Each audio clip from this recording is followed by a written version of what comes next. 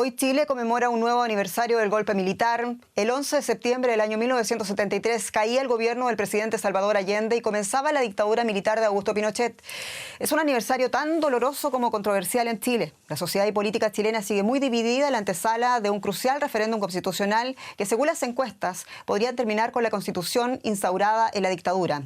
A 47 años del golpe, ¿cómo sigue la historia en Chile? Y queremos hablar de este importante y también delicado momento en la política chilena con la senadora Isabel Allende, quien nos recibe en directo desde Santiago de Chile. Senadora Allende, muchas gracias por hablar con Deutsche Welle.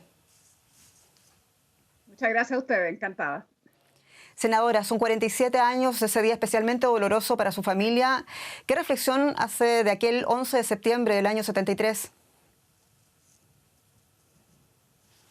Bueno, obviamente es un día con bastantes dolores, como usted lo acaba de decir. Uno no puede dejar de evitar de recordar tantas personas asesinadas, torturadas, desaparecidas. Tan innecesario, siento yo, de haber llegado a ese nivel de ruptura de toda nuestra sociedad, de todo nuestro orden institucional. La muerte, por supuesto, de Salvador Allende, que evidentemente tuvo la dignidad hasta el último minuto. Y lo más terrible, todas esas muertes, pero además se acabó violentamente nuestra democracia, nuestra institucionalidad y nuestros sueños. Siempre creímos, y así lo pensamos ese 4 de septiembre, cuando triunfamos las elecciones en 1970, hace 50 años, que era posible hacer cambios profundos como quería mi padre, pero en democracia, pluralismo y libertad, un camino diferente.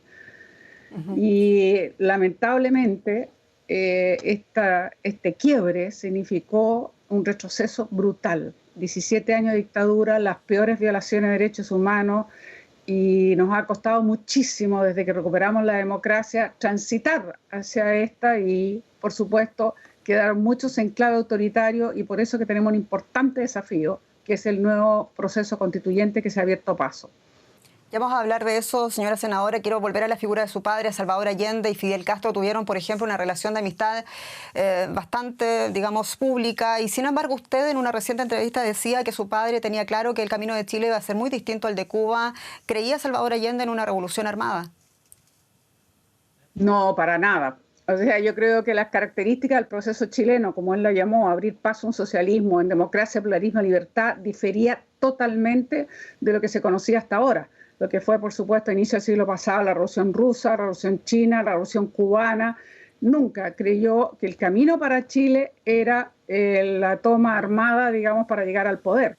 Porque siempre pensó, por eso la vida chilena se llamaba así, con sabor a tinto y empanada, porque siempre pensó que a través de la acumulación de fuerza, la movilización social, un pueblo consciente generando mayoría, era posible crear esos cambios desde la institucionalidad y cambiando a su vez la institucionalidad, pero dentro de la institucionalidad.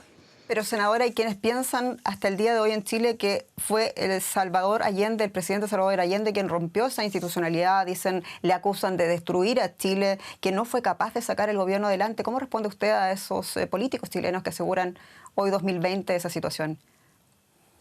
Bueno, para empezar, es una difamación porque simplemente cabe recordar lo que ocurrió antes que mi padre asumiera. O sea, el complot comenzó antes, la desestabilización, el asesinato del general Schneider para impedir que llegara al poder.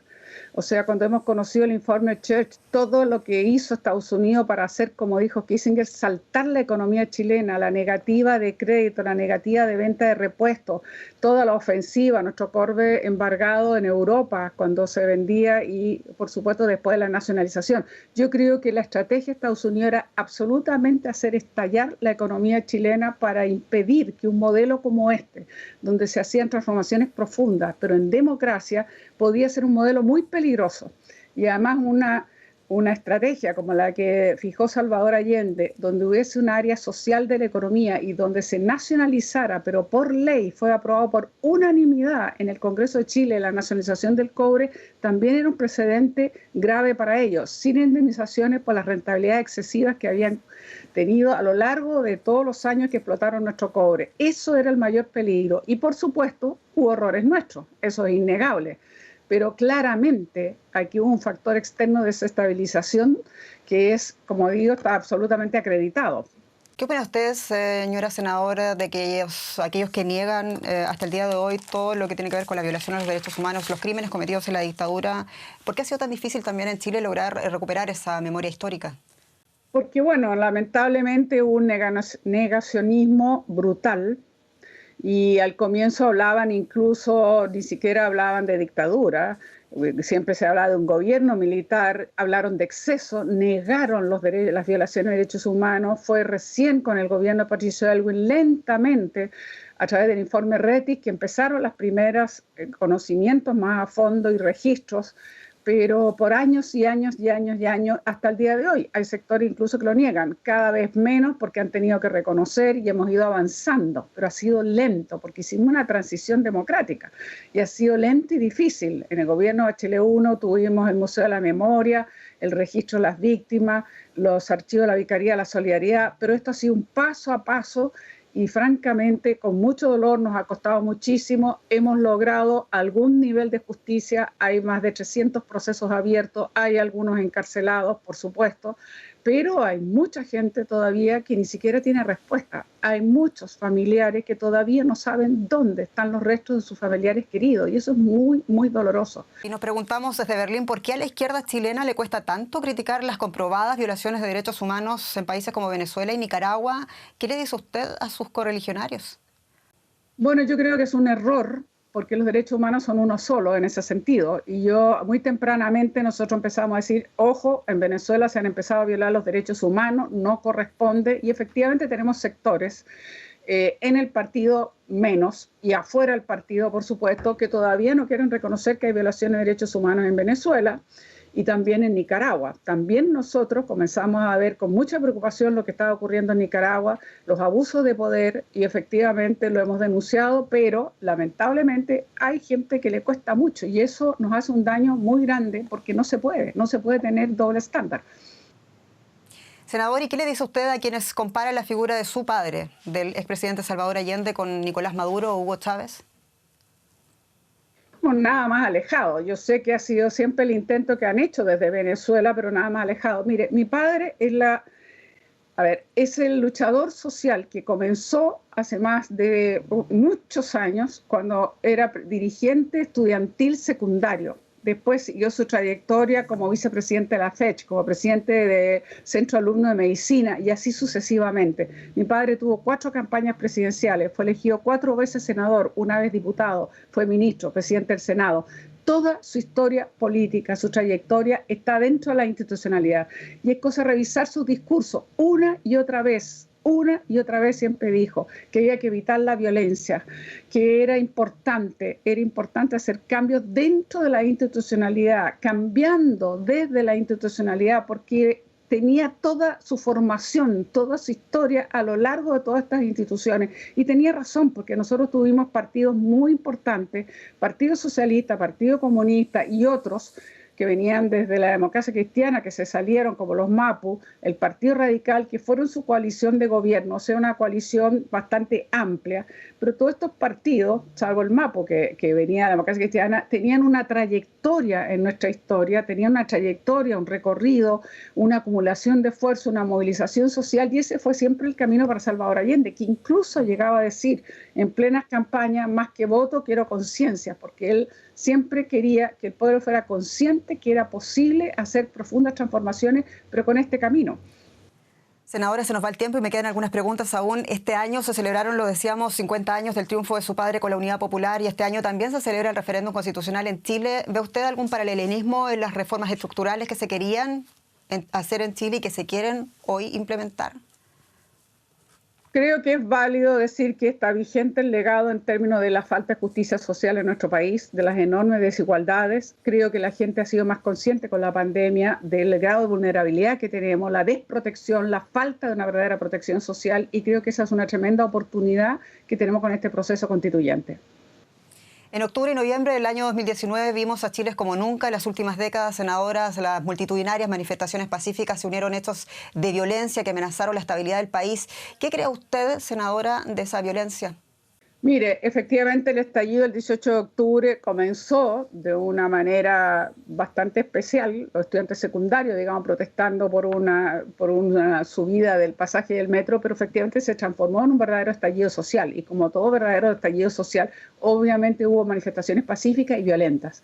Grandes masas pacíficas caminaban las calles y lamentablemente también vimos acciones muy violentas, destrucciones del metro, del transporte público. Yo creo que nunca, espero que no hayamos llegado a ese nivel, nunca creí de que iba a caer el gobierno, pero sí efectivamente el gobierno tuvo su momento más débil, más difícil. Además de eso, lamentablemente tuvimos una represión de fuerza policial dramática. Hemos tenido casos como nadie en el mundo de gente que ha perdido sus ojos, la visión completa o parcial, por la forma de no cumplir los protocolos por parte de la policía. Pero logramos, todas las fuerzas, casi todas, políticas, generar este acuerdo que significó precisamente abrir el cauce a un proceso constituyente, que fue la forma de canalizar y lograr que tuviésemos esta salida. Bueno, después vino por supuesto la pandemia y ahora tenemos esta oportunidad.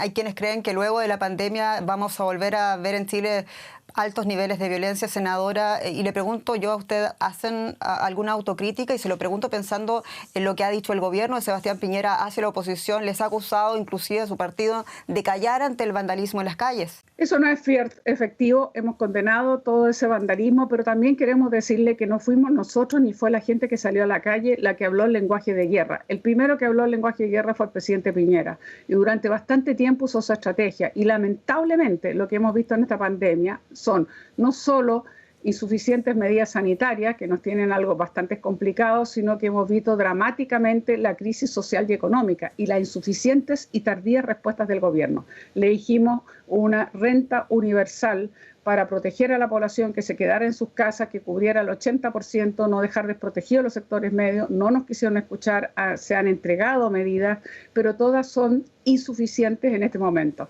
Y lamentablemente nuestra sociedad es tremendamente desigual e injusta y la gente además se ha sentido maltratada.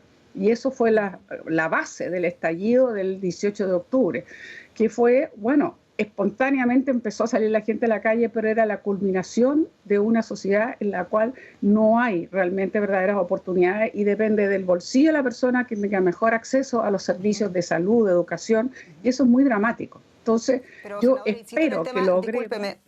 Insisto en el tema de la autocrítica, porque está clara esa lectura que usted hace, es un estallido, es una última gota que rebalsó el vaso para muchos chilenos, pero eso es un proceso que comienza tras la caída de la dictadura, tras el proceso de transición. Ahí hubo también un gobierno de un presidente socialista, el partido que usted también representa hoy día. ¿Cuál es la autocrítica que se hace de este proceso?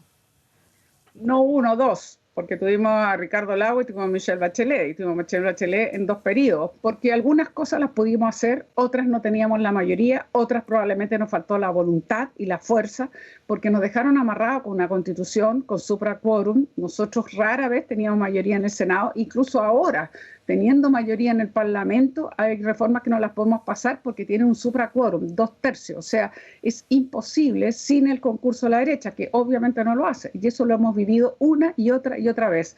Nosotros podemos hacer nuestra autocrítica y la hacemos, decimos a lo mejor debimos haber tenido más voluntad aún para haber hecho reformas más profundas. Hay quienes le critican a usted incluso de impulsar esa idea de unión, ahora de recuperar un poco ese espíritu que hubo en el año 88, con esa alianza que pretende usted también impulsar con Frente Amplio, que es un partido más a la izquierda del Partido Socialista que usted representa. ¿Cree que con todo esto, y esto es la pregunta, cree que con todo lo que hemos visto de la oposición chilena es posible lograr esa unidad sin perder identidad, la construcción de una alternativa real de gobierno en Chile?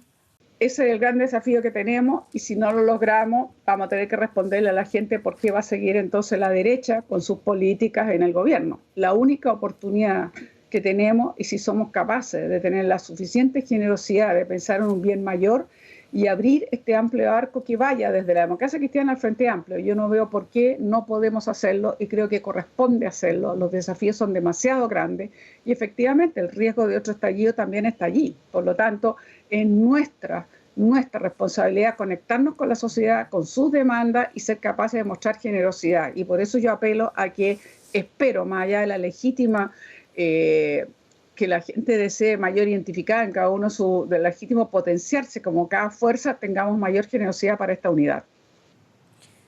Señora senadora Isabel Allende, muchas gracias por su tiempo y por hablar con Deutsche Welle. Gracias a ustedes, muchas gracias.